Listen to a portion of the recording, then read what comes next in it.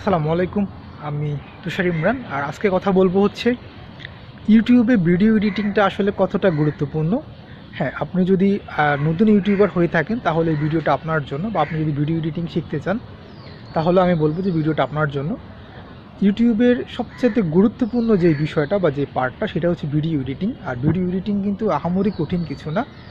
আপনি ইউটিউবে অনেক টিউটোরিয়াল পাবেন ভিডিও এডিটিংয়ের উপরে। যদি আপনি কিছু টিউটোরিয়াল ভালো করে মনোযোগ দিয়ে এক সপ্তাহ দেখেন তাহলে আপনি মোবাইলেও ভিডিও এডিটিং করতে পারবেন, প্লাস ল্যাপটপেও ভিডিও এডিটিং করতে পারবেন।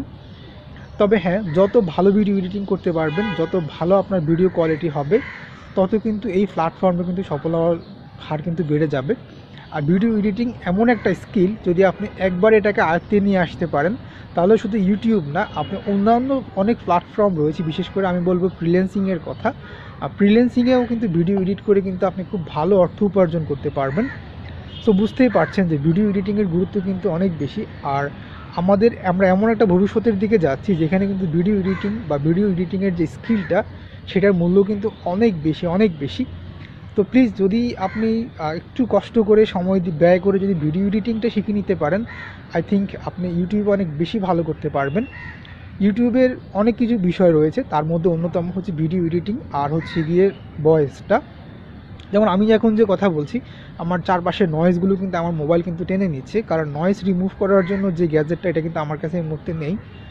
তো আপনি যদি ইউটিউবে আসতে চান, আপনার যদি সামর্থ্য থাকে, তাহলে আপনি কিন্তু এই সেই অ্যাক্সেসরিজগুলো রয়েছে ইউটিউবে আসার জন্য, বিশেষ করে একটা মোবাইল, তারপর হচ্ছে নয়েজ রিমুভ করার জন্য একটা গ্যাজেট, এর বেশি আর আহামরি কিছু লাগে না। আর সামান্য ভিডিও এডিটিংয়ের স্কিল থাকলেই আপনার, তাহলেই কিন্তু আপনি ইউটিউবে খুব ভালো করতে পারবেন।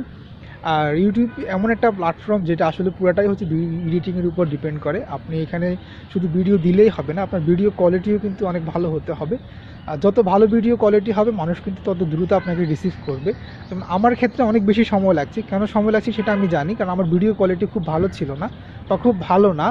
তো আমার ভিডিও কোয়ালিটি ভালো না হওয়ার কারণে কিন্তু মানুষ আমাকে কিন্তু খুব দ্রুত রিসিভ করছে না। মানুষের কিন্তু আমার ভিডিওগুলো থেকে 2-1 মিনিট দেখে, বা 20 সেকেন্ড 30 সেকেন্ড, এমন অনেক ভিডিও আছে আমার, যে মানুষ মাত্র 20 সেকেন্ড দেখেই বের হয়ে গেছে। আমার একেবারে প্রথম দিকের যে ভিডিওগুলো, সেই ভিডিওগুলো কিন্তু যা ইচ্ছা তাই ছিল, কারণ আমি তখন ভিডিও এডিট বলতে কিছুই পারতাম না। শুধুমাত্র এসে ক্যাপকাট যে অ্যাপটা ছিল সেই অ্যাপে বসাই দিতাম, আর এটাকে ইউটিউবে দিয়ে দিতাম। বাট কীভাবে এডিট করতে হয় সেটা আমি জানতাম না।